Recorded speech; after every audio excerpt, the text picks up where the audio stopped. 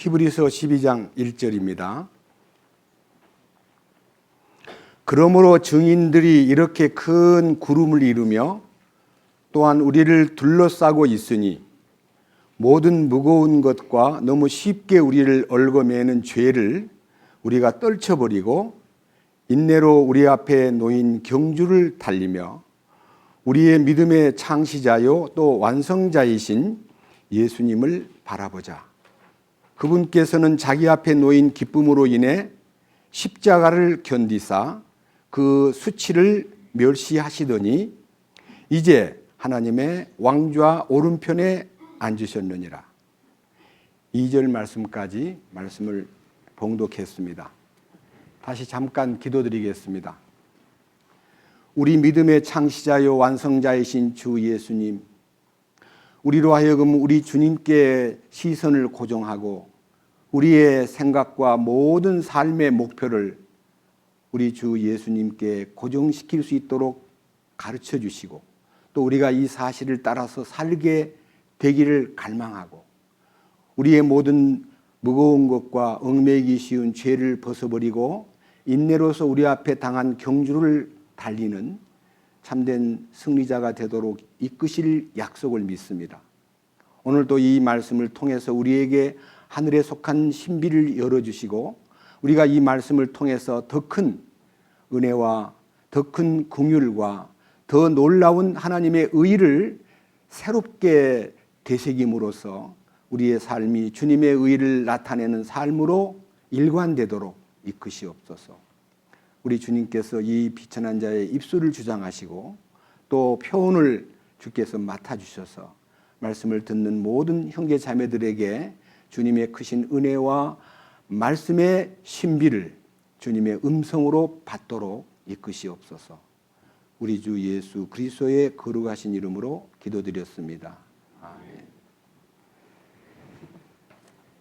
오늘 읽은 이 히브리서 12장 내용은 지금까지 1장부터 11장까지의 많은 믿음의 증인들이 살아간 내용들을 우리가 지금 상당히 긴 시간 동안 말씀을 나누었는데 이 증인들, 먼저 간 성도들과 믿음의 조상들이 구름처럼 우리를 둘러싸고 있다 이렇게 하는 걸 보면서 저는 1절과 2절 내용을 깊이 상고하는 중에 마치 뭐와 같이 느꼈냐 그러면요, 커다란 엄청나게 큰 경기장에 응원단이 막 꽉 차 있고요, 이제 선수들이 출정하기 직전에 우리의 감독 되신 주님께서 코치인 바울을 시켜가지고 우리가 어떻게 무장하고 어떻게 정신을 갖춰야 이 게임에서 이길 수 있다고 하는 이 매순간 매순간 출정하는 선수들에게 격려하고 지도하는 내용이라고 상상을 해봤습니다. 우리는 하늘에 먼저 간 성도들을 볼 수가 없습니다. 시간 속에 있고 공간 속에 갇혀 있고 물질의 지배를 받는 이 3차원의 영역에서는 4차원 바깥의 세상을 볼 수가 없습니다. 그러나 이 세상을 떠나서 주님 앞에 가 있는 성도들은요, 우리를 지켜보고 있습니다. 왜? 그들은 이 3차원의 세상을 벗어났기 때문입니다. 그들이 우리를 지켜보면서 응원을 보내고 격려하고 그리고 우리한테 잘 해보라고 이기는 자가 되라고 격려하는 모습이 1절과 2절의 내용이라고 믿습니다. 근데 저는 이번에 이 1절 내용에 특별히 주의해서 말씀을 읽다가 제 자신이 아주 놀랍고도 큰 은혜를 받게 되었습니다. 먼저 여러분에게 그 은혜 받은 내용을 설명해 드리겠습니다. 1절을 봅니다. 그러므로 증인들이 이렇게 큰 구름을 이루며 또한 우리를 둘러싸고 있으니 모든 무거운 것과 너무 쉽게 우리를 얽어매는 죄를 우리가 떨쳐버리고 인내로 우리 앞에 놓인 경주를 달리며, 여기에서 우리의 신앙생활은 경주자가 되는 것입니다. 그러니까 경주자라는 말은요, 선수가 된다는 뜻입니다. 그리고 경주를 한다는 말은 대단히 이제 간편한 복장으로 혹은 여러 가지 많은 무거운 것이나 얽매이기 쉬운 것을 떨쳐버리라 그랬는데 저는 이 무거운 것이 무엇일까 매우 관심을 갖고 무거운 것이 무엇일까 하는데, 이제 선수가 만약 출정하기 위해서 연습을 다 마치고 이제 본 게임에 들어가려고 할 때 집에 부모님이 돌아가셨다든지, 사랑하는 무슨 가장 가까운 친구가 죽었다든지, 어떤 일로 인해서 아버지가 사업에 부도가 났다든지, 그러니까 아주 큰 충격을 받으면요, 이 선수의 마음이 무거워져 버립니다. 그래서 지장이 있습니다. 그래서 이 감독 되신 분이 혹은 코치가 괜찮겠니? 용기를 내서 할 수 있어? 네, 자신 있습니다. 이러면 이제 내보내지만요, 풀이 죽어가지고 어쩔 줄 모르면 이 친구가 뛰기 어렵겠구나 하고 스타팅 멤버에서 뺍니다. 빼는데 우리가요, 이 성경 안에서 이 무거움 때문에 사고가 난 이 무거움을 통해서 우리 가슴 속에 오래오래, 그래서 주님께서 그에게 커다란 시련을 주셨구나 하는 것을 느끼는 인물이 한 사람이 있습니다. 제가 그 인물을 욥이라고 생각합니다. 욥기를 읽으면서 저는 평소에 찾지 못했던 이 말씀 속에서 이것 때문에 욥이 시험을 받았구나 하는 것을 발견했습니다. 무엇이냐 하면은요, 욥은 동방의 의인이면서 거부입니다. 엄청난 재산을 갖고 있었습니다. 그리고 자식이 7남 3녀 10남매를 거느리는 아주 누구도 부럽지 않은 부자였고 믿음이 좋은 의인이었습니다. 그런데 물론 이것은 사탄에 의해서 충동되고 하나님이 허락하심으로써 욥이 한꺼번에 모든 재산을 잃어버렸습니다. 한꺼번에. 그리고 자식 10명이 생일 파티하다가 대풍이 불어가지고 집이 무너지는 바람에 다 죽어버렸습니다. 그리고 조금 있다가 욥은 건강마저 잃어버렸습니다. 그리고 사랑하는 아내마저 배신하면서 하나님을 욕하고 죽어버리시오 하고 떠나버렸습니다. 아내마저 잃었습니다. 이렇게 사중적 고통을 당하고 말로 다 못할 어려움을 당한 이를 놓고 우리 자신을 비교해 볼 때 욥은 대단한 사람이었습니다. 욥의 얘기가 이렇게 말합니다. 내가 모태에서 벌거벗고 나왔는데 벌거벗고 그리로 돌아갈 거야. 주신 분도 하나님이시고 가져가신 분도 하나님이시니 내가 어떻게 입으로 원망하려 하고, 그 모든 것을 잃고도 원망 안 하고 하나님께 경배를 드린 참 믿음이 귀한 분이었습니다. 그리고 아내가 하나님을 저주하고 죽어버리세요 라고 하는 아주 좋지 못한 말을 던졌을 때 이 욥은 그대의 말이 참 어리석은 말이네. 하나님이 좋은 것을 주셨기 때문에 나쁜 것도 줄 수 있지 않는가? 어떻게 그 하나님을 향해서 내가 이유를 대고 문제를 삼을 수 있겠는가? 참 그대는 너무 어리석네 하고 욥이 입으로 절대로 원망하거나 아내를 욕하거나 또 이 문제를 가지고 탄식하지 않았다 하는 얘기가 욥기 1장에서 2장까지 잘 나와 있습니다. 그런데요, 욥의 세 친구, 욥이 아주 친했던 3명의 친구가 욥을 찾아왔습니다. 그러면서 이 3명의 친구가 대만 사람 엘리바스, 수아 사람 빌닷, 나아마 사람 소발, 이 세 친구가 욥을 보자마자 막 대성통곡을 하면서 그들이 막 머리에 티끌을 무릅쓰고 통곡하면서 그를 위로하고 격려하면서 일주일 동안 밤낮으로 욥의 곁에서 눈물로 그를 이렇게 지켜보면서 한마디 말도 못하고 욥을 이 격려하는 모습이 2장 끝부분에 나옵니다. 그런데요, 욥이 자기 자신이 이제 독백을 하는데 3장에 가보면 스스로 내가 낳은 것에 대해서 내 일생이 내 이렇게 될 줄을 어떻게 알았지? 차라리 우리 어머니 뱃속에서 있을 때 죽었더라면 좋았을 것을 하고 마음에서 이제 조금 이게 탄식거리 독백을 하고 있을 때 4장 1절에 대만 사람 엘리바스라는 친구가 입을 열었습니다. 그런데 굉장히 혹독하고 굉장히 야박하고 굉장히 도전적인 얘기를 합니다. 자네 한번 생각해 보게나. 우연히 이렇게 당하는 것은 우연이 아니야. 어떻게 죄 없이 이런 일을 당할까 봐. 자네 한번 더듬어 보게나. 잘못된 게 있을 거야. 안 그러고는 어떻게 이런 어려운 일이 왔을까 하면서 이 대만 사람 엘리바사라는 친구가 욥에게 죄를 짓지 않았느냐? 원인 없는 결과가 없겠느냐 하고 인과 보응의 원칙으로, 성경에 있는 원칙이 아니고요, 인과 보응의 원칙으로 막 계속 상상력을 동원해서 욥을 막 괴롭혀 놓고는 5장에 가가지고는 그거 봐, 징계를 받은 거야. 하나님이 너한테 징계 내린 걸 너가 기쁘게 받고 그걸 잘 통과하면 복 받을 거야. 너는 죄를 지었고 너는 징계를 받은 거야 라고 말할 때 욥이 재산을 몽땅 잃어버리고 자식을 10남매를 한꺼번에 잃어버리고 건강마저 다 잃어버리고 아내마저 배신한 상태에서도 하나님을 원망하지 않던 욥이 막 가슴에 굉장히 무거움을 느꼈습니다. 무거움.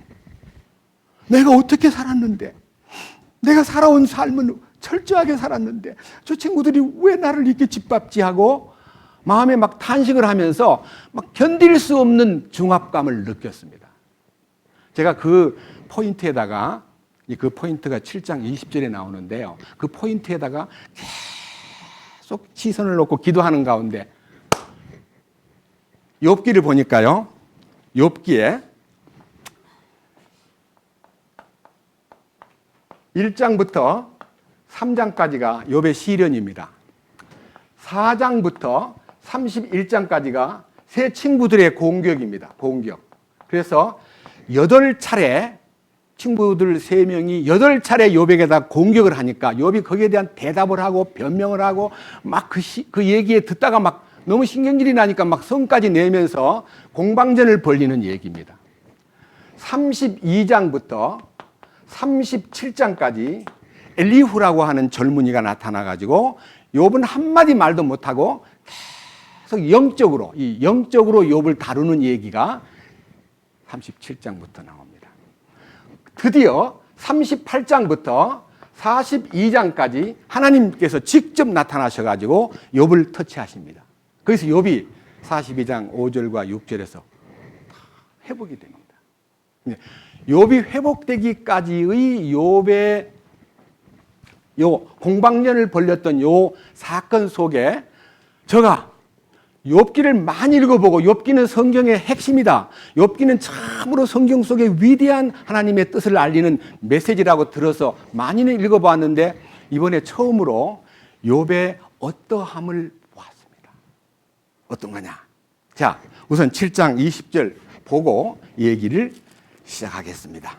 욥기 7장 20절입니다. 페이지로는 657페이지입니다.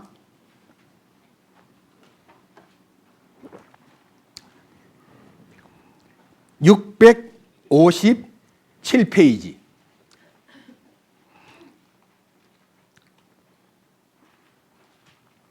20절. 오 사람들을 보존하시는 주여, 내가 죄를 지었사오니 주께 무엇을 하여야 하리이까? 주께서 어찌하여 나를 세우사 주를 대적하는 관역이 되게 하시며 내가 내 자신에게 무거운 짐이 되게 하셨나이까? 내가 내 자신에게 무거운 짐이 되게 하셨나이까? 그러니까 욥은요, 재산도 짐으로 생각 안 했고요, 자식도 짐으로 생각하지 않았고, 건강도 짐으로 생각하지 않았고, 아내도 짐으로 생각하지 않았는데 친구들의 공격을 받으면서 내가 내 자신에게 무거운 짐이 되었습니까? 어째서 내가 내 자신에게 무거운 짐이 되셨습니까? 하는 그 무거운 짐이 자기라는 겁니다. 저는 여기서 깜짝 놀랐습니다. 그렇구나. 이 부분에 대해서, 자신에 대해서, 자신이 무거운 짐이라고 말한 것에 대해서 검토를 해보니까요, 우리 모두에게 있는 공통적인 문제라고 생각이 됩니다. 우리는 어떤 무거운 일이 닥칠 때 돈 문제라든지 재산 문제, 건강 문제, 자식 문제, 사랑하는 아내와의 관계, 이런 것 때문에 잔뜩 짐을 지고 사는데요, 욥은 그게 짐이 아니고 자기가 짐이 된 거예요. 친구들 얘기를 들어보니까. 그래서 이 말씀을 읽으면서요, 이야, 이제 대만 사람 엘리바스와의 대화의 한 씬, 이 장면만 갖고 이제 중간에 있는 욥의 이제 자신을 이제 친구들한테 하도 공격을 하니까 욥이요, 너무너무 너는 죄가 있을 거야. 인과보응이야. 어떻게 원인 없는 결과가 있니? 너 좀 생각 좀 해봐 하고 막 상상력을 동원해서 욥을 막 공격하니까요. 욥이 자기 생활에서 그동안 자기가 행해왔던 인간적인 의의를 다 소상하게 이제 내놓는데 그 내놓는 것이 욥의 자기의였습니다. 자기의. 자, 29장. 놀라운 얘기를 한번 읽어봅시다.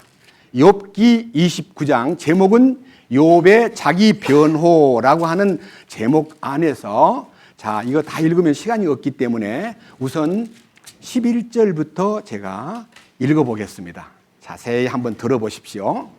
욥기 29장 11절. 귀가 내 말을 들을 때에 나를 축복하였고 눈이 나를 볼 때에 나를 향해 증언하였나니 이는 부르짖는 가난한 자와 아버지 없는 자와 도와줄 사람이 없는 자를 내가 건져주었기 때문이라. 망하게 될 자가 비는 복도 내게 임하였고 내가 과부의 마음을 움직여 기뻐 노래하게 하였느니라. 내가 의를 입으며 그 의가 나를 옷처럼 감쌌나니 나의 재판은 의복과도 같고 왕관과도 같았느니라. 내가 눈먼 자에게 눈이 되고 다리 저는 자에게 발이 되었으며 가난한 자에게는 아버지가 되고 내가 알지 못한 사정을 찾아 들어주었으며 사악한 자의 턱을 부수고 노력한 물건을 그의 이사이에서 빼내었느니라. 21절. 사람들이 내게 귀를 기울이고 나를 기다렸으며 내가 권고할 때에 잠잠하였노라. 내 말이 끝난 뒤에는 그들이 또다시 말하지 아니하였으니 내 말이 그들 위에 떨어졌느니라. 그들이 비를 기다리듯 나를 기다리고 늦은 비를 맞이하듯 입을 크게 벌렸으며. 여기에 나타난 이 욥의 행위는요, 뭐 고아에게 아버지가 되고 가난한 사람에게는 참으로 처지가 어려울 때는 도와주기도 하고 불쌍한 과부에게는 힘이 되고 기쁨이 되도록 인도해주고 눈먼 자에게는 눈이 되어주고 다리가 다리를 저는 자에게는 발이 되어주고 가난한 자에게는 아버지가 되어주고 그런 사정을 다 챙기는 대단한 의인이었습니다. 그러니까 인간관계가 그렇게 좋았습니다. 자기를 이제 지금 변호하는 거예요. 친구들이 공격을 하니까. 그런데요, 더 놀라운 것은 31장으로 가봅니다. 31장은 제목이 욥이 자신의 의의를 변호한다. 이렇게 이제 자신의 의의를 변호하는데, 자, 이제 처음부터 다 보려면 시간이 없으므로 중요한 토막만 읽어보겠습니다. 4절부터 욥기 31장 4절. 그분께서 내 길들을 보시며 내 모든 걸음을 세지 아니하시느냐.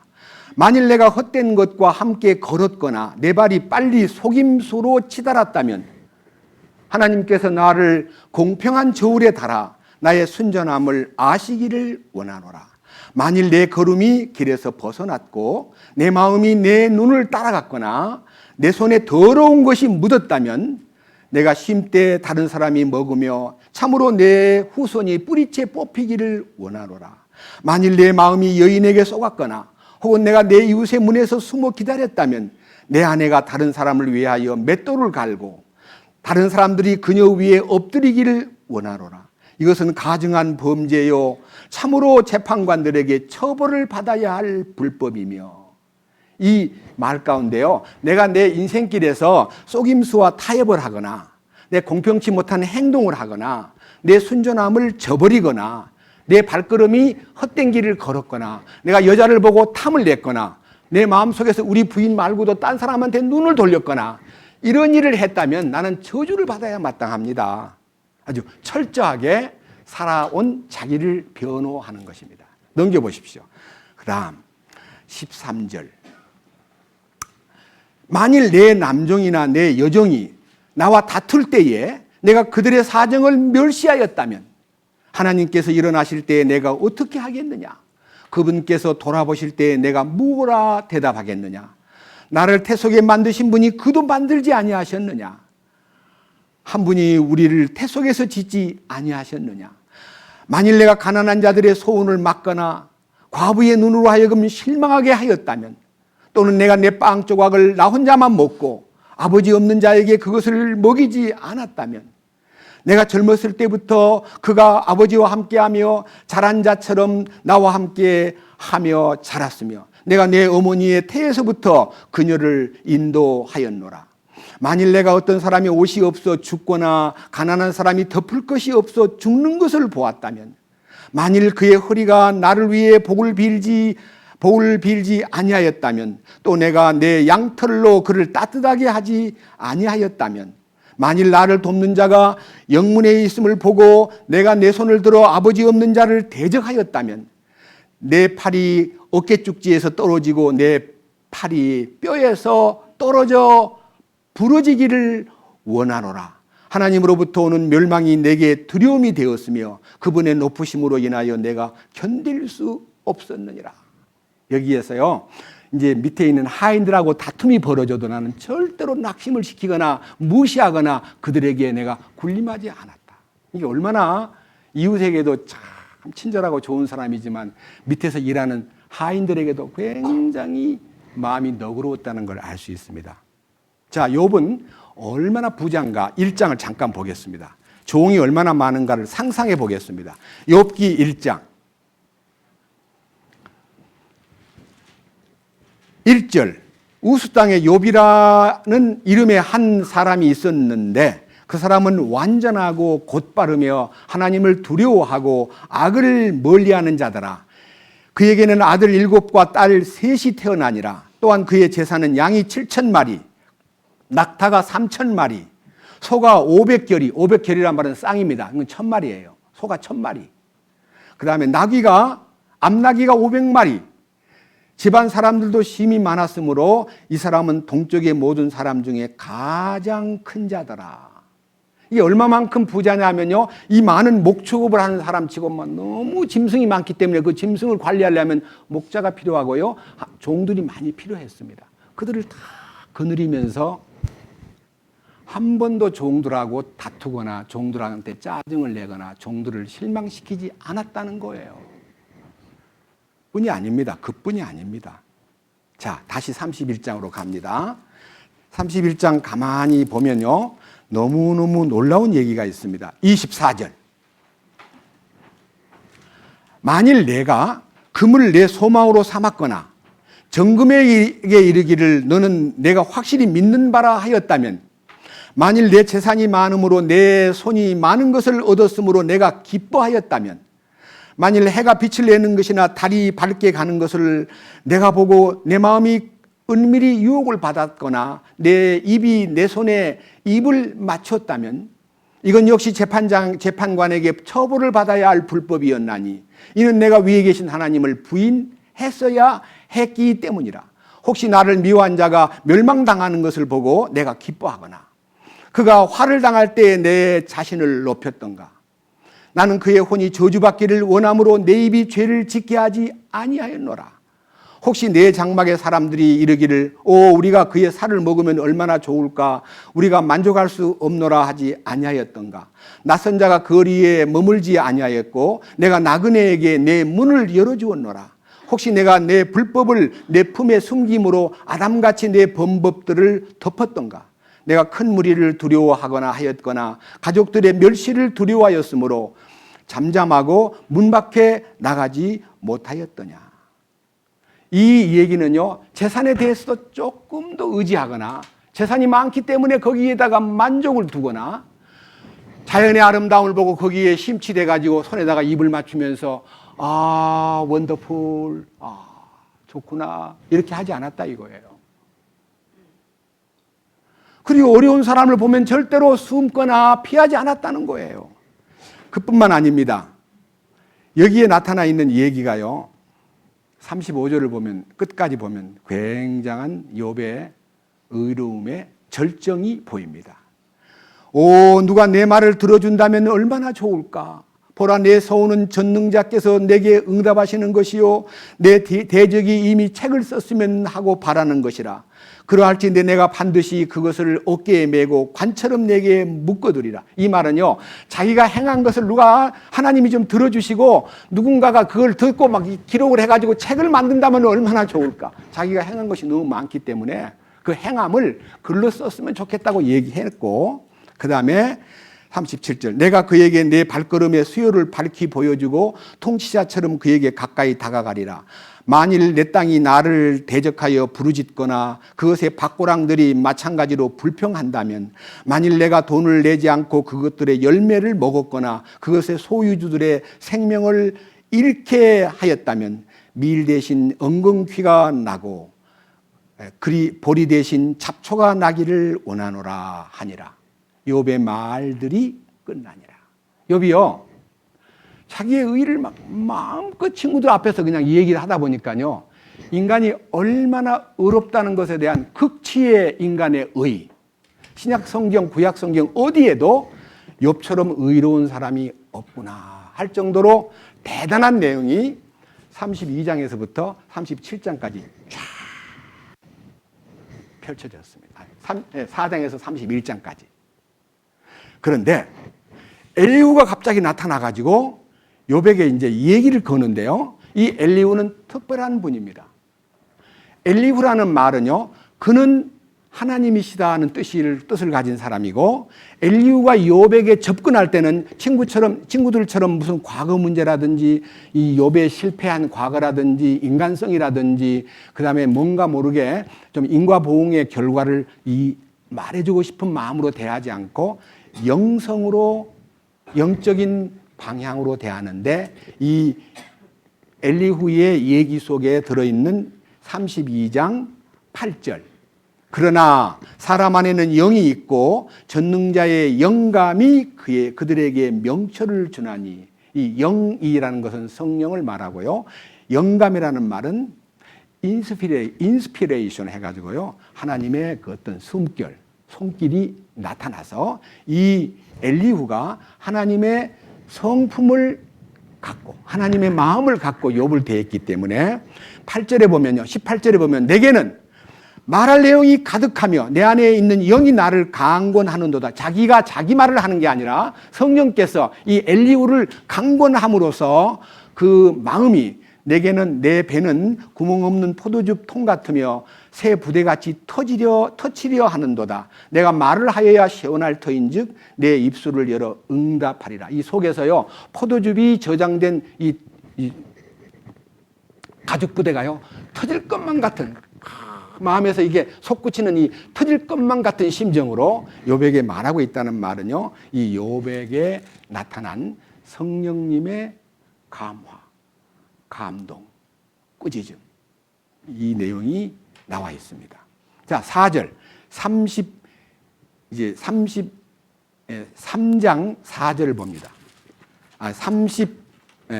33장 4절 하나님의 영께서 나를 만드셨고 전능자의 숨이 내게 생명을 주었느니라. 이러면서요, 이 욥에게 하나님이 너 자신의 의를 부숴버리고 하나님의 그 거룩한 생명을 나타내는 해석자가 나타나기를 비는 마음으로 33장 23절에 만일 1000명 가운데 하나 곧 해석하는 자요 그와 함께하는 사자가 있어서 사람에게 그의 곧바른 길을 보일진대 그때에 그분께서 그에게 은혜를 베풀며 이르시되 그를 건져내어 구덩이에 내려가지 않게 하라. 내가 대성물을 얻었다 하시나니 그의 살이 어린아이의 살보다 생기가 넘치며 그가 자기의 젊은 시절로 돌아가리라. 그가 하나님께 기도하리니 그분께서 그에게 호의를 베푸실 것이요 그가 기뻐하며 그분의 얼굴을 뵈리니 그분께서 사람에게 자신의 의를 베푸시리라.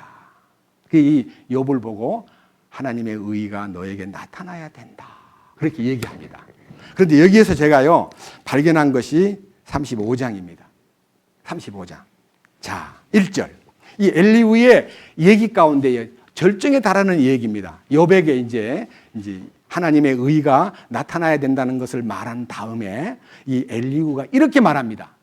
엘리후가 1절 말을 더하며 이르되 그대가 말하기를 내 의가 하나님의 의보다 더 많다 하였으니, 이 욥은요 자기 의 때문에 지금 짐이 되는 거예요. 나 안 그랬는데 왜 나를 그렇게 공격하고 나를 못 알아주냐, 난 잘 철저하게 살았는데 왜 나를 이렇게 취급하느냐는 자기 의가 자기를 무겁게 만든 거예요. 그래서 우리는요 주님을 따라가는 데 있어서 재산 문제도 손해볼 수 있고, 자식 문제도 참을 수 있고, 건강 문제도 주님 앞에 맡길 수 있고, 때로는 아내에 관련된 문제도 이길 수 있지만요, 누가 나의 자존심을 건들면서 나를 후립하면요 내 의가 발동된다 이거예요.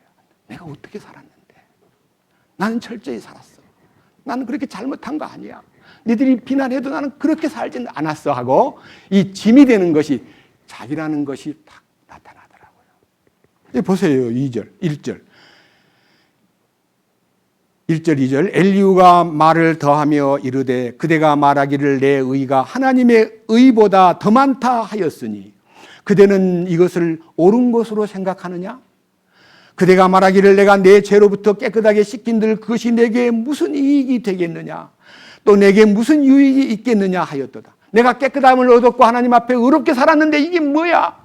이러면서 오히려 자기 의를 지금 설파하느라고 아주 몰두하는 이 욥의 모습이 이 엘리후에게 포착이 된 거예요. 그 다음 보세요. 4절. 내가 그대와 및 그대와 함께 있는 그대의 동료들에게 대답하리라. 하늘들을 바라보고 살펴보라. 그대보다 더 높은 구름들을 바라보라. 여기에서요 하늘들을 바라보라, 구름들을 바라보라는 이 구름은요 히브리서에 나타나 있는 믿음의 증인들입니다. 자, 여기에서 6절부터 8절까지가 욥을 향한 만지심, 하나님의 만지심입니다. 그대가 죄를 지은들 그분을 대적하여 무슨 일을 하겠느냐? 혹은 그대의 범법이 많다 한들 그대가 그분께 무슨 일을 하겠느냐? 그대가 의로운들 그분께 무엇을 드리겠느냐? 혹은 그분께서 그대의 손에서 무엇을 받으시겠느냐?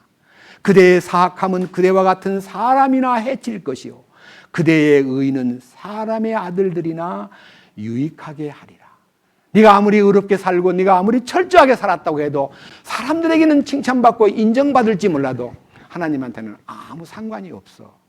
그래서 이제 로마서 10장에 있는 말씀, 열심을 갖고 있는 너희들에게 말한다. 너희들이 하나님의 의를 알지 못하고 자기 의를 세우려고 힘써 하나님의 의를 복종하지 아니하였느니라. 하나님의 의가 이루어질 수 있는 통로는 딱 한 길밖에 없습니다. 예수 그리스도는 모든 사람의 의를 이루기 위하여, 율법의 마침이 되기 위하여 십자가에 돌아가셨습니다. 그 십자가의 사건이 의를 완성한 하나님의 의가 열린, 우리로 하여금 그 십자가 안으로만 들어오면 그 하나님의 의가 다 내 것이 되는, 그리고 내 의가 다 배설물처럼 보이는 때가 놀라운 변화입니다. 그런데 이 욥이 자기 의를 내세운 거예요. 이 자기 의가 무거운 짐이 된 거예요. 저는 이 욥의 자기 의가 하나님의 의로 대치되기 위해서 얼마만큼 하나님이 면밀하게 엘리후를 보내서 말씀하셨고 친히 나타나셔가지고 욥을 이제 계속 이제 말씀을 통해서 감동을 준 다음에 욥이 이제 자기에 대해서 말합니다. 42장 보십시다. 뭐라고 얘기하는가? 욥기 42장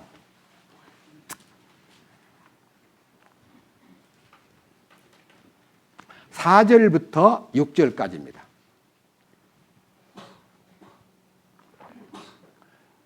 욥이 이렇게 말합니다. 내가 주께 간청합니다. 들어주십시오. 내가 말하겠습니다. 그리고 내가 주께 묻겠습니다. 밝히 내게 알려주세요. 내가 귀로만 듣는 것을 통해서 주께 대하여 들었사옵나. 이제는 내 눈으로 주를 배웁나이다. 주님 앞에 막 주여, 나 너무너무 답답합니다. 좀 한번 나타나셔가지고 말씀해 주세요. 나는 귀로만 듣던 당신의 음성에서 당신을 직접 뵙고 싶습니다 하는 순간에 주님이 나타나셨습니다. 6절. 그러므로 주님이 귀로만 듣던 주님을 눈으로 뵙는 순간 내가 내 자신을 몹시 뭐라 그랬어요? 어떤 성경에는 내가 내 자신을 몹시 증오하고, 이렇게 더러운 놈이 뭐를 잘났다고, 아유 이렇게 더러운 인간이 무엇을 또 옳은 일을 많이 했다고, 자기가 너무 싫어지는 순간 티끌과 재 속에서 회개하게 되었습니다. 욥의 회복입니다. 자기 의가 부서지고 하나님의 의로 대치된 순간이었습니다. 우리는 이 욥기서에 나타나 있는 욥이 시험 당하신 것은, 욥이 그런 시련을 당한 것은 욥의 자기 의를 깨트리기 위한 하나님의 손길이었다는 것을 저는 깨닫게 되었습니다. 그것을 여러분 앞에 솔직히 선포합니다. 자, 우리들이 이 거룩한 전쟁 혹은 어떤 어려움이 있을 때 분명히 싸움인데, 제가 이 신앙생활은 경주와 같다는 이 경주자의 이 단어를요, 헬라어에서 보니까 아곤이라고 되어 있어요. 아곤. 여기에 싸움, 시합, 투쟁, 경주, 경기, 이게 다 아곤입니다. 그런데 이 동사는 아곤인데, 아곤은 싸우다, 시험하다, 경주하다, 시합하다, 투쟁하다는 동사에서 이제 파생된 단어인데요. 이 아곤이라는 단어는요, 사실은 누구하고 싸우느냐의 문제입니다. 고린도전서 말씀 9장을 보겠습니다. 고린도전서 9장. 고린도전서 9장입니다. 신약성경 256페이지입니다.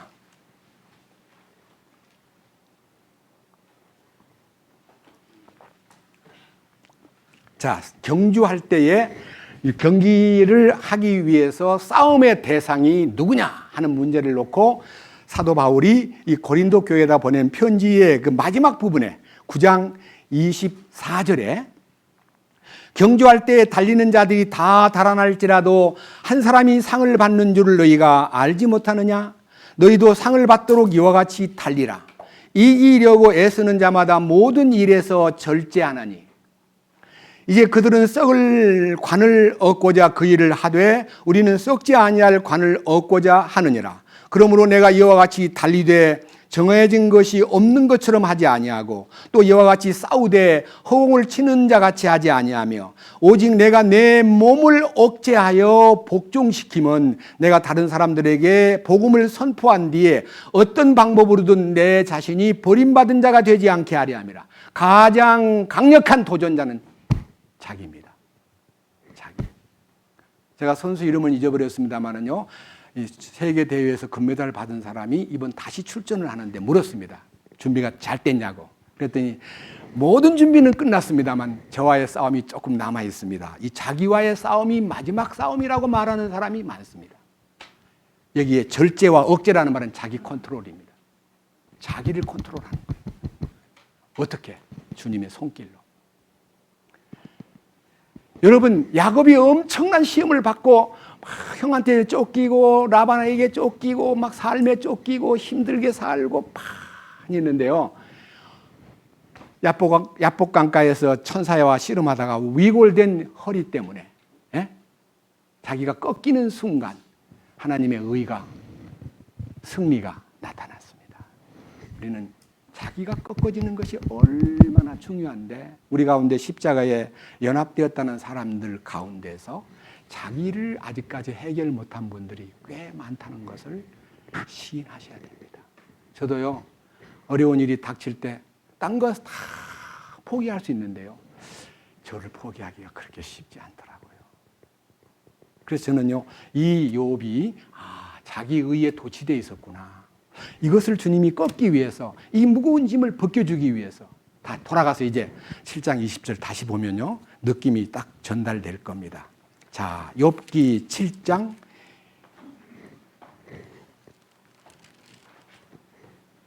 자, 우선 엘리바스라는 욥의 친구가 욥을 공격한 얘기를요, 가만히 들어보면요, 욥이 화날 만도 하거든요. 자, 욥기 4장 우선 보고요, 아까 제가 설명만 했는데 이 내용을 한번 보고 욥이 얼마나 기분이 나빴을까. 자,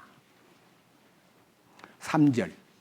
욥의 과거 얘기를 합니다. 욥의 친구들이 와가지고 욥 보고 하는 말이, 보라, 전에 네가 많은 사람들을 가르치고 연약한 손들을 강하게 하며 넘어지는 자를 네 말로 붙들어주고 연약한 무릎들을 강하게 하였으나 이제 그것이 네게 닥치니 네가 힘을 잃고 그것이 너를 건드리니 네가 괴로워하는구나.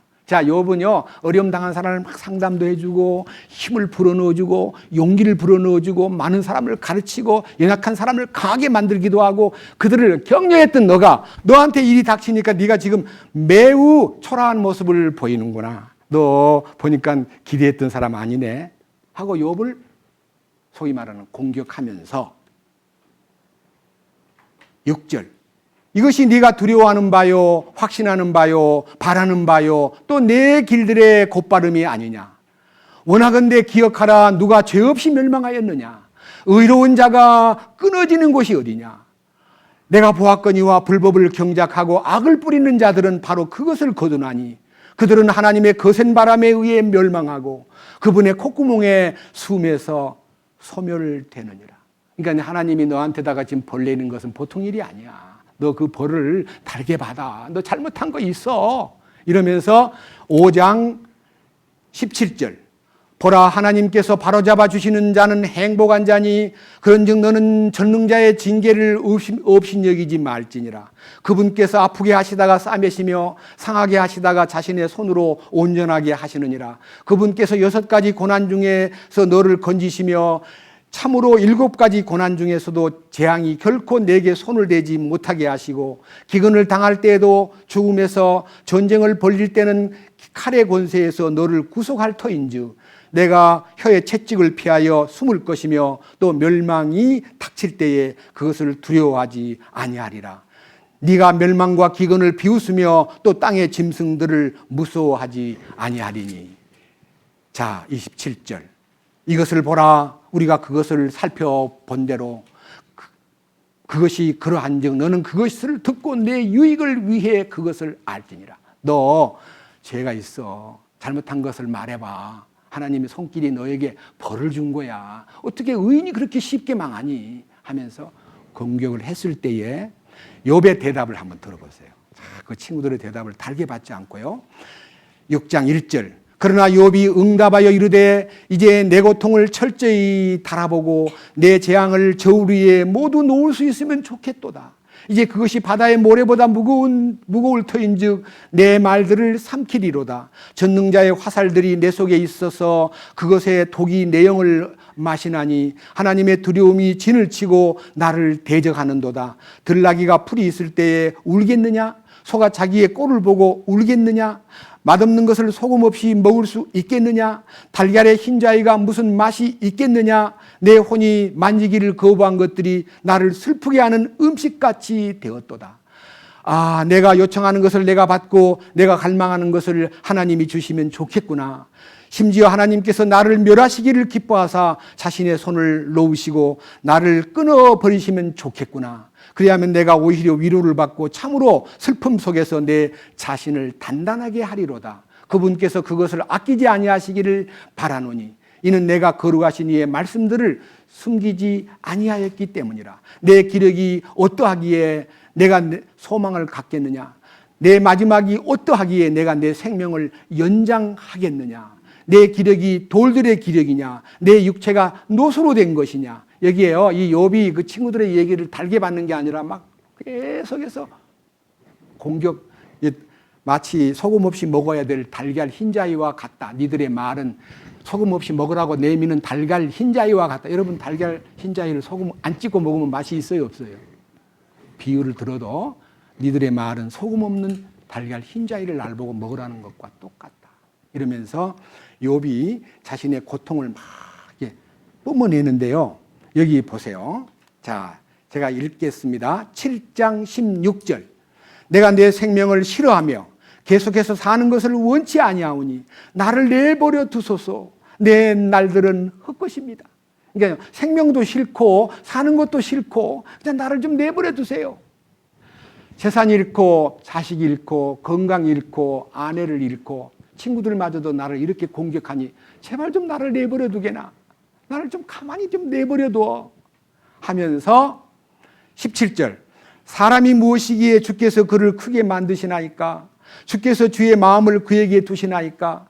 또 주께서 아침마다 그를 찾아보시고 매 순간 단련하시나이까? 주께서 내게서 떠나지 아니하시며 혹은 내가 침을 삼킬 때까지 나를 내버려 두지 아니하시기를 어느 때까지 하시리이까?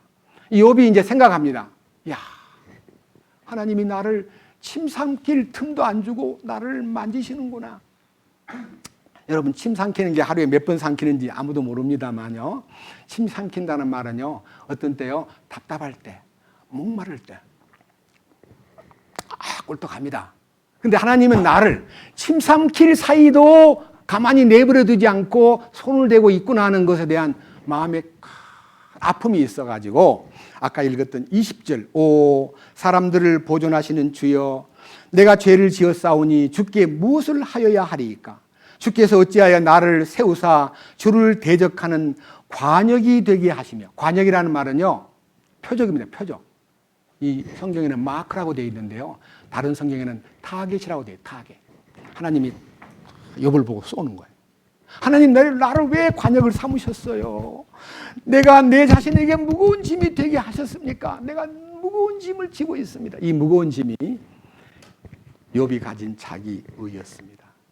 하나님이 그 의마저도 맞아 깨트려가지고 하나님의 의로 대치시키는 것이 무거운 짐을 베끼는 것입니다. 우리는 두 가지 무거운 짐이 있습니다. 마태복음 11장 28절에 수고하고 무거운 짐을 진 자들아 다 내게로 오라. 내가 너희에게 안식을 주리라 하는 주님이 우리의 죄짐과 율법에 속한 모든 부담과 모든 인생의 짐을요 다 맡아주셨습니다. 그런데 마태복음 11장 29절에 나는 마음이 온유하고 겸손하니 나의 멍에, 그 짐이잖아요. 멍에를 메고 내게 배우라. 근데 우리가요 십자가라는 짐을 한번 지라는 겁니다. 주님이 지신 십자가 안으로 들어가서 그 멍에를 맨 후에 나한테 배우라. 딴 사람한테 배우지 말고 내게 배우라. 그래서요 십자가를 지는 경험은 말씀을 통해서 뭔가가 발견돼야지, 사람 말 듣고 십자가를 통과했다고 하는 말은 상당히 이론적일 수가 있고 상당히 지식적일 수가 있다는 것을, 나는 죽었다고 말해놓고 안 죽은 모습을 보면서 이게 왜야? 이게 왜 이럴까? 하는 것은 다시 한번 주님 앞에 무릎을 꿇어야 된다는 것입니다. 그래서 확실히 두 번째 멍에는 나를 내려놓는 거예요. 첫 번째 멍에는 죄를 내려놓는 거고요. 두 번째 멍에는 나를 내려놓는 거예요. 그것이 짐이에요. 그리고요, 얽매이기 쉬운 죄라는 것도, 이 얽매이기 쉬운 죄라는 말은 아무리 적은 죄를 지어도 선한 양심이 그것을 지적하기 때문에 그 문제를 풀지 않은 이상 진보가 없습니다. 그 문제를 빨리 풀어야 됩니다. 그래, 분을 내어도 죄를 짓지 말며, 문제가 생겨서 막 분을 낼 수밖에 없었다 할지라도요, 죄 짓지 않는 비결이 있다 이거예요. 주님만 부르면 그 분이 컨트롤 되는 거예요. 그리고 해가 지도록 분을 품지 말라. 해가 지도록 그 분이 무거운 짐이 돼서는 안 돼요. 화를 내고요 집에 갔습니다. 성경 봐도 안 보입니다. 말씀을 들어도 안 들립니다. 그럼 어떻게 해야 돼요? 이 짐을 열어야 됩니다. 어떻게 해요? 전화를 겁니다. 상대방이 아까 내가 너무 소리를 질렀지? 진짜 미안해. 집에 와 생각하니까 모든 게 다 내가 부끄러워. 그래, 이해해 줄 수 있지? 털어버려. 진짜 미안해. 다 그분하고 풀면요 말씀이 다 짐이 덜리는 거예요. 눈이 열리는 거예요. 그래서 이 욥이라는 인간의 의의가 욥을 하나님 앞에서 바로 나타내려고 하셨던 그 거룩한 뜻을 맡고 있기 때문에 욥의 그 무거운 짐을 굉장한 과정을 거쳐서 깨끗이 청소하는 것을 볼 때에 주님 감사합니다. 욥이 하나님보다 자기가 의롭다고 생각하고 자기가 한 공적에 대해서 낱낱이 인간관계에 대해서, 여자에 대해서, 하인에 대해서, 돈에 대해서, 심지어는 자연에 대해서 내가 자연을 슬프게 한 적이 있냐? 내가 대가도 안 치르고 자연을 부려먹은 적이 있냐? 여러분, 대가 안 치르고 자연을 부려먹는 게 뭡니까? 씨를 뿌려놓고요 가만히 내버려 두었다가요 나중에 수확할 때 아이고 뭐 이래. 예. 성경에 있는 대로 땀을 흘리고 힘을 내주고 걸음을 주고 북돋아 주고 물을 주고 하는 땀을 흘린 대가가 열매인데요 땀도 안 흘리고 그냥 가만히 가만히 씨만 뿌려놓고 있다가 땅에 결실만 보고 화를 내는 사람은 땅을 보고 불평하는 거예요. 네가 할 일은 안 하고 어떻게 땅을 그렇게 문제를 삼냐. 우리가요, 참으로 우리 자신들이 갖고 있는 하나님과의 관계에서 이 인간의 의가 얼마나 무거운 짐이 되고 얽어매기 쉬운 죄로 나타나는가에 대해서 느낌을 딱 갖게 되니까 경기자가 할 일은요, 아까 얘기했던 듯 나를 쳐서 복종시킨다는 겁니다. 이게요, 나를 쳐서 복종시키지 않으면 그게 신앙생활의 짐이 되고 경기자에게 경기에 대해서 아주 쉽게 말하면 열심을 다해서 뛸 수가 없다 이거예요. 그 문제가 말씀을 통해서 이렇게 딱 발견되니까요, 너무 좋은 거예요. 하나님이 욥의 인간의 의의를 파쇄시키고 하나님의 의의를 그에게 심어주기 위해서 이러한 일들을 하셨구나 생각하니까요, 우리들도 이 얽매이기 쉬운 죄와 무거운 짐을 벗는 것이 자기라는 자를 벗는 거다 하는 것을 알게 되면요, 그 다음에 이제 내가 부인되면요, 나를 따라 오려거든 자기를 부인하고 십자가를 지고 나를 따르라고 하신 말씀에 준해서 히브리서 12장 2절이 열리게 되어 있습니다. 자, 히브리서 본문 12장 2절입니다.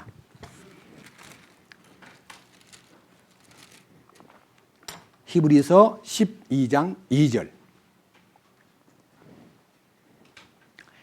우리의 믿음의 창시자요 또 완성자이신 예수님을 바라보자.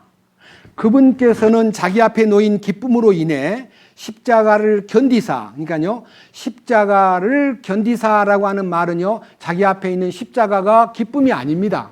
고난입니다. 말로 다 못할 수치입니다. 그런데 그 수치와 고난을 멸시하시고 그 건너편에 있는 부활의 영광과 승천의 기쁨을 염두에 두고 그것을 통과했다는 겁니다. 그 십자가를 통과했다는 것입니다. 우리의 신앙생활은 십자가를 지고 가기가 그렇게 쉬운 게 아닙니다. 십자가를 받아들였다고 해서 모든 것이 끝난 건 아닙니다. 십자가를 날마다 져야 됩니다. 매 순간 매 순간 십자가로 들어가야 됩니다. 어떻게? 우리의 신앙생활은 고린도후서 말씀에서 십자가를 적용하는 데 대한 하나님의 뜻을 고린도후서 4장에서 보겠습니다. 고린도후서 4장 10절과 11절입니다. 고린도후서 4장 10절. 우리가 항상 주 예수님의 죽으심을 몸에 짊어짐은, 십자가 짊어지는 것은요, 항상 십자가에 적용하라. 자기를 항상 십자가에다가 적용하되 주님의 죽으심 안에다가 네가 몸에다가 죽음을 짊어져라. 죽으심을 짊어져라. 그래야 예수님의 생명이 우리 몸에 나타난다. 내 몸은요, 아직도 연약한 몸이기 때문에, 제한받는 육신이기 때문에요, 이 육신을 내버려두면 얼마든지 방종하고 얼마든지 게을러지고 얼마든지 폭행하고 얼마든지 더러운 말을 할 수 있다 이거예요. 그러니까 여기다가 항상 주님의 죽으심을 적용시켜라. 그래야 이 죽을 몸에 그리스도의 생명이 나타난다. 11절. 살아있는 우리가, 살아있다는 말은 육신이 살아있는 우리가 예수님의 죽으심을 몸에 짊어짐은, 이거 십자가의 적용입니다. 그 예수님의 생명이 이 우리 몸에 나타나게 하려 하면, 이 몸에 나타나는 생명이 주님의 생명인데 이 몸이 나를 나타내는 것으로 끝나면 안 됩니다 이거예요. 욥이 살아온 동안에 수많은 의로운 일을 행하고 진실하게 살고 이웃에게 따뜻한 사람이고 한마디 말을 하면 다른 사람들이 이의를 제기하지 않을 정도로요, 욥의 말은 너무 정확하고 그의 충고와 그의 가르침과 그의 인간을 향한 어려움을 당한 사람한테 가서 문제를 풀어주는데 너무 좋아하고, 야, 최고다, 욥이 최고다, 이렇게 말을 들을 만큼 욥이 참으로 인정을 받았지만 공고한 자리에 떨어져 가지고 건강이 말이 아니고 몰골도 말이 아니고 초라하기 짝이 없고 아내마저 배신하고 가버렸고 혼자 있는 그에게 친구들이 와가지고 얼마나 가련하게 보였겠습니까? 그런데 가만히 내버려 둬도 위로가 될 텐데 말을 많이 함으로써 욥기의 대부분이요, 욥기가 42장까지 있는데 한번 생각해 보세요. 4장부터 31장까지 계속 공방전을 벌리는 얘기가요. 욥을 막 말로 다 못할 위치에서 말을 많이 한 거예요. 예, 말을 많이 했다는 말은요. 내가 잘못 살지 않았다. 그 얘기입니다. 나 최선을 다했다. 우리들이 잘못하면요. 자기가 최선을 다한 것을 가지고 하나님의 의를 대치하려는 실수를 범하게 되더라. 그 말입니다. 나는 아닙니다. 나는 철저하게 아닙니다. 오직 주님만 나타나소서. 나는 모든 삶 속에서 주님의 죽으심에 적용되고 십자가를 짊어짐으로써 그것이 나의 삶을 그것을 통과하고 나면은 욥이 받은 축복이 엄청납니다. 그 친구들을 다 보듬고요. 그 친구들을 다 이해하고 그 다음에 자식도 또 어떻게 됐는지 하여튼 또 7남 3녀를 또 낳았는데요. 얼마나 막 재산도 막 배나 불어나가지고 말로 다 못할 축복을 누렸고 욥이라는 사람이 가상적 인물이 아니라 실제적인 인물이라는 것을 보여주기 위해서 에스겔서에도 만약 그곳에 욥이나 다니엘이 있다고 할지라도 자기 의로만 살 것이니라는 생존자의 욥을 얘기했고 야고보서 5장에서 의로운 욥이 받은 축복을 얘기하시면서 그 욥같이 인내를 통과해야 된다고 하는 가르침을 통해 볼 때 욥은 실존적 인물이지 상상의 인물이 아닙니다. 욥에 대한 마지막 얘기를 마치고 다른 부분으로 넘어가 보겠습니다. 자, 욥기 42장. 구약 성경 제일 그 욥기의 마지막 장인데요. 689페이지.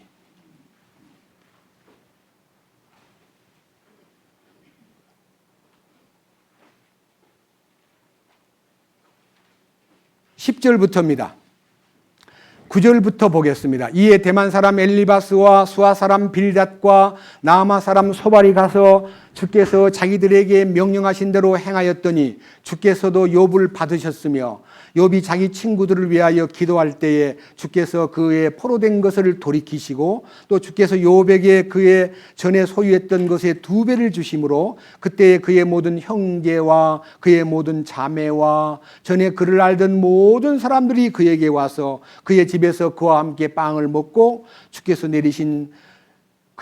그에게 내리신 모든 재앙에 대하여 그를 위해 슬퍼하며 그를 위로하고 또 각 사람이 돈 1개와 각 사람이 금 귀고리 1개를 그에게 주었더라. 이와 같이 주께서 욥의 마지막 끝을 그의 처음보다 더 복되게 하셨으니 양이 14,000마리, 낙타가 6,000마리, 소가 1,000결이, 암나귀가 1,000마리를 소유하였더라. 또 그가 아들 7과 딸 3을 두었더라. 그의 첫째 딸의 이름은 여미마라 하였고 둘째 딸의 이름은 그시아라 하였으며 셋째 딸의 이름은 게렌합북이라 하였더라. 온 땅에서 욥의 딸들처럼 아리따운 여자를 찾을 수 없었더라. 그들의 아버지가 그에게 그들의 형제들 가운데 상속 재산을 주었더라. 이 일 뒤에 욥이 140년을 살며 자기 아들들과 손자들을 4대까지 보았고 이렇게 욥이 늙고 날들이 차서 죽었더라. 그러니까요, 욥은 아들 그 딸 셋이가 미스 월드라는 거예요. 미스 월드. 그리고 140년을 살면서 4대까지 손자들 4대까지 보고 나이가 차서 죽었다.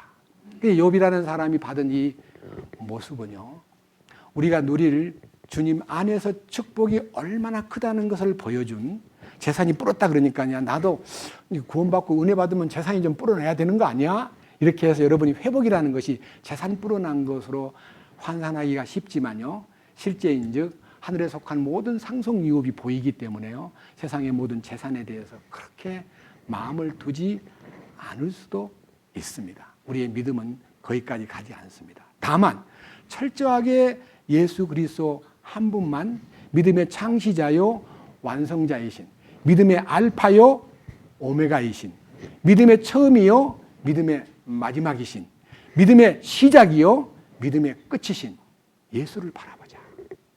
근데 저는요, 예수를 바라보자 하는 말을 하면서 머리에 스쳐가는 얘기가 이상하게 민수기 21장이 떠올랐습니다. 자, 이집트에서는요, 피를 볼 때 내가 넘어가리라고 하나님이 그 문에 발린 피를 보고 진노를 피해서 넘어가셨고 그들을 해방시켰습니다. 그것이 죄사함 받는 겁니다. 근데 광야 생활에서 문제가 많아가지고 불평하다가 뱀에게 물려서 다 죽어가고 있을 때 모세의 기도를 들으시고 장대 위에 구리뱀을 달거라. 그것을 쳐다보면서 살리라. 그래서 뱀에게 물린 사람들이 다 죽어가고 있을 때 모세로부터 큰 선포가 됩니다. 여러분, 뱀에게 물린 사람은 다 바깥으로 나와서 쳐다보시오. 쳐다보시오. 그러니까 뱀에게 물려가지고 고통받던 사람이 쳐다보라는 얘기를 듣고요. 그 뱀에게 물린 그 상처를 놔버리고 기어 나가서 쳐다보면 사는데요. 뱀에게 물린 상처만 쳐다보고 있던 사람은 다 죽었습니다. 그렇습니다. 문제 있을 때 그 문제만 쳐다보면 죽습니다. 주님을 바라보면 됩니다. 그런데요, 그 뱀의 독이 빠져나갔다는 말은요, 사탄의 독이 빠져나갔다는 뜻입니다. 우리 안에 있는 사탄이 우리 안에 복선으로 깔아놓은 모든 독들이요, 우리를 거짓말하게 만들고 성내게 만들고 우리를 분노하게 만들고 하는 모든 것이 사탄의 독들입니다. 이 사탄의 독이 싹 빠져나감으로써 우리는 주님으로 충만된 사람이 될 수 있는 것입니다. 이 축복을 우리가 구체적으로 마음속에 아멘 그렇게 받아들이기 위해서 우리 모두가 다 주님을 바라보는 것이 뭐냐? 십자가를 바라보는 것입니다. 모세가 광야에서 뱀을 든 것 같이 인자도 들려야 하리니 이는 저를 믿는 자마다 멸망치 않게 하려 함이라. 믿는 자라고 하는 말은 믿는 것은 보는 것입니다. 주님을 바라보는 것입니다. 우리가 믿음이 시작될 때도 주님을 바라보았고 우리의 믿음이 완성되는 것도 주님을 볼 때에 완성이 나옵니다. 거기에 이 얘기가 3단계입니다. 그는 그 앞에 즐거움을 위하여 십자가를 견디사 모든 수치를 멸시하시더니 하나님의 영광스러운 왕좌 우편에 앉으셨느니라. 이게 단계적으로 볼 때는 3단계인데요. 우리 십자가를 통과해야 됩니다. 그리고 십자가를 통과한다는 말은 자기를 완전히 내려놓는 겁니다. 그리고 십자가에 통과한 사람 뒤에 따르는 포상이 왕국의 상속권입니다. 이게 이기는 자가 되기 위한 전법이다 이거예요. 저는 감독이신 성령님께서 코치인 사도 바울이 코치예요. 65년도에 이 히브리서가 기록되었고요. 65년도까지 선수 생활하던 그가요. 66년에 이 히브리서가 기록이 되었는데 66년에 이 히브리서를 기록할 때는 코치로 등장하는 것 같아요. 사도 바울이. 우리에게 이렇게 얘기합니다. 들어보십시오. 디모데후서 4장. 디모데후서 4장입니다.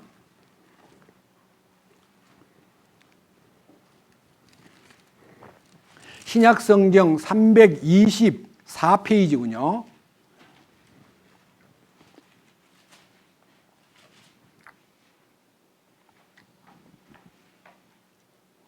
(6절부터) 봅니다. 디모데후서 4장 6절. 이제 내가 내 자신을 헌물로 드릴 준비가 되었고 나의 떠날 때가 가까이 이르렀도다. 자기는요, 이 디모데후서는 서기 65년에 썼습니다. 그 말은요, 이제 2년만 되면 자기는 죽습니다. 죽을 것을 느꼈습니다. 나는 떠날 때가 다 됐다. 그러니까 이제 마지막 이 몸을 주 앞에 완전히 헌물로 드릴 준비가 되었다. 나는 나를 다 쏟아부었다. 이런 대단한 각오로. 그 다음 7절. 내가 선한 싸움을 싸우고, 이 싸움이라는 요 단어가, 선한 싸움이라는 이 단어가 아까 말한 아곤입니다. 싸움을 싸우고 나의 달려갈 길을 마치고 믿음을 지켰은즉 믿음의 창시자여 완성자이신 주님을 바라보았다는 거예요. 이후로는 나를 위하여 의의 면류관이 예비되어 있나니, 이 관이라는 단어는 면류관입니다. 의의 면류관이 예비되어 있나니, 즉 주 곧 의로우신 심판자께서 그날에 그것을 내게 주실 것이요 내게만 아니라 그분의 나타나심을 사랑하는 모든 자들에게도 주시리라. 나만 면류관을 받는 게 아니라 참으로 주님 오시기를 기다리고 주님을 바라보면서 사는 사람은 반드시 면류관이 있다. 이 면류관은 왕관이고 이 면류관은 통치권자의 상속을 받는 축복입니다. 우리는 이걸 소중히 여겨야 됩니다. 혹시 우리 가운데 어떤 사람이 난 상 안 받아도 돼, 난 천국만 들어가면 돼, 난 그것만 난 다 만족할 거야 하지만요, 주님은 우리의 목표를 정하되 상 받기 위해서 자기를 쳐서 복종시키고 상 받기 위해서 절제하고 상 받기 위해서 자기를 억제하라는 것입니다. 자기를 억제하는 것이 참 중요한 거예요. 그래서 뭐라 그랬어요? 경기를 할 때 인내로 경기하라. 인내. 인내라는 것은 외부로부터 오는 공격과 어려움을 참는 것이 인내입니다. 절제라는 것은 자기 속에 있는 것에 대한 욕망과 자기의 모든 어떤 놀고 싶고 가고 싶고 하고 싶고 먹고 싶은 것을 막는 겁니다. 노라고 말하는 겁니다. 그래야 그게 절제가 되는 거예요. 우리는 우리 신앙생활에 자기에 대해서는 철저하게 절제하고 남에 대해서는 인내해야 됩니다. 그리고 온유해야 됩니다. 할 말이 있어도요, 조금 좀 생각 좀 해보고 좀 조용할 때 얘기할 수 있는 우리가 되기를 원합니다. 어찌하든지 이 영광스러운 대열에 들어가기 위해서 다시 이제 성경을 보고 마치겠습니다. 히브리서 12장 2절. 우리의 믿음의 창시자요 또 완성자이신 예수님을 바라보자. 그분께서 자기 앞에 놓인 기쁨으로 인해 십자가를 견디사 그 수치를 멸시하시더니, 수치를 멸시한다는 말은요, 수치로 안 보이고요, 무시해버리는 거예요. 네? 수치. 내가 아무리 어려움을 당해도, 내가 아무리 무시를 당해도, 내가 아무리 처참하게 돼도 주님이 약속하신 그 약속 때문에 나는 이것을 통과해야 되겠다는 의지가 필요합니다. 우리는 십자가의 수치를 멸시하신 주님, 십자가를 견디신 주님, 그 다음에 그 결과로 인해서 하나님의 왕좌 오른편에 앉으셨다는 이 약속. 다음 주에 하겠지만요, 3절 하나 보고 마치겠습니다. 죄인들이 자기를 대적하여 이처럼 거역한 것을 견디어내신 분을 깊이 생각할지니라. 견디어내신 분.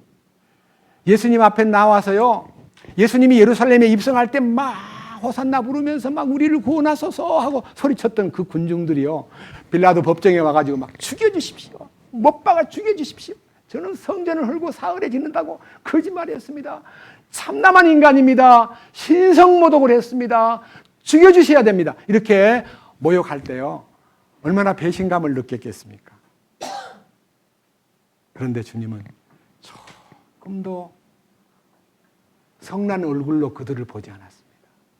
배신을 당할 때도, 베드로가 가야바 법정에서 예수님을 저주하고 맹세할 때도요, 주님 베드로를 보았지만 저주스러운 눈빛으로 보지 않고 동정의 눈빛으로 베드로를 보았기 때문에 베드로가 회개했습니다. 그것이 주님이 참으신 모습이에요. 우리가 참는 것이 무엇입니까? 십자가를 지면 내가 참는 게 아니라 주님이 참도록 이끄신다는 겁니다. 그래서 이기는 자가 받는 하나님의 왕자 오른편에 앉으셨다는 얘기만 있지 우리에 대한 얘기는 없는데, 친히 주님께서 사도 요한을 통해서 보여주신 말씀 한 구절 보고 마감하겠습니다. 요한계시록 3장. 요한계시록 3장은요, 신약성경 제일 뒤편에 있는 376페이지에 있습니다. 377페이지 21절입니다. 이기는 자에게는 나 역시 이긴 뒤에 내 아버지와 함께 그분의 왕좌에 앉게 된 것 같이 나와 함께 내 왕좌에 앉는 것을 내가 뭐하리라? 그럼 우리 주님의 왕좌에 앉을 권한이 주어지는 것은 어떻게 하면 주어져요? 이겨야죠. 이기는 것 반대는 뭡니까? 지는 것. 외부로부터 오는 공격, 사탄을 이기고 죄를 이기고 뭐 유혹을 이기고 인간적인 것을 이겨도 자기한테 못 이기면 이건 지는 거예요. 자기한테 이겨야 돼요. 자기를 이겨야 돼요. 네? 자기를 이기려면 어떻게 한다고요? 절제, 억제. 어떻게? 참자. 이겨야지. 그것에 이기는 거 아니에요. 주님이 나를 장악해야 이기는 거예요. 이 이김의 생활을 통해서 우리 모두가 다 주님 안에서 승리자로 살다가 영광의 보좌 앞에 함께 나아가는 우리 모두가 되기를 주님의 이름으로 축원합니다. 기도하겠습니다. 주님 감사합니다. 오늘은 우리가 믿음의 완성자이신 예수님을 바라보는 이 일에 대해서 우리를 이기는 자가 되게 하시려고 코치해 주시고 우리를 감독해 주신 성령님과 사도 바울의 참으로 따뜻하고 참으로 구체적인 우리들을 향한 무거운 것을 내려놓아라. 무거운 짐을 벗어야 된다.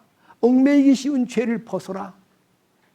그 중에서 가장 무거운 짐은 자기라는 것을 알게 되었습니다. 욥기에 나타나는 욥의 자기 자신을 지고 있다는 것 때문에 물질도 내려놓았고 자식들도 내려놓았고 건강마저도 내려놓았고 아내마저도 주께 맡기고 주신 분도 하나님이시고 가져가신 분도 하나님이십니다.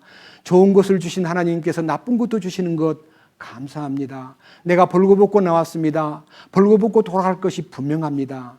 주님, 모든 것이 다 주님의 권위 안에서 이루어지옵소서 라고 고백했지만 친구들이 와서 죄를 따지고 공격하고 윽박지르니까 견딜 수 없어서 자기가 행한 일들을 말하다 보니까 욥은 인간적으로 너무나 의인이었습니다. 우리를 우리가 억울한 일을 당하거나 괴로운 일을 당할 때 자기를 내세웁니다. 내가 어떻게 살았는데, 내가 이렇게 철저하게 지냈는데 왜 나한테 그러지?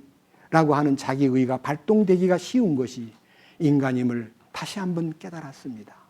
우리 주님이여, 우리의 의가 완전히 박살나고 하나님의 의만 나타나고 하나님의 의만 승리의 자원으로 우리의 삶을 지배하여 우리로 하여금 자기를 쳐서 복종시키는 일에 십자가에 날마다 순간마다 적용하고 주님을 따르는 일에 부끄럽지 않도록 우리를 이끄시옵소서. 우리 주 예수 그리스도의 이름으로 기도드렸습니다.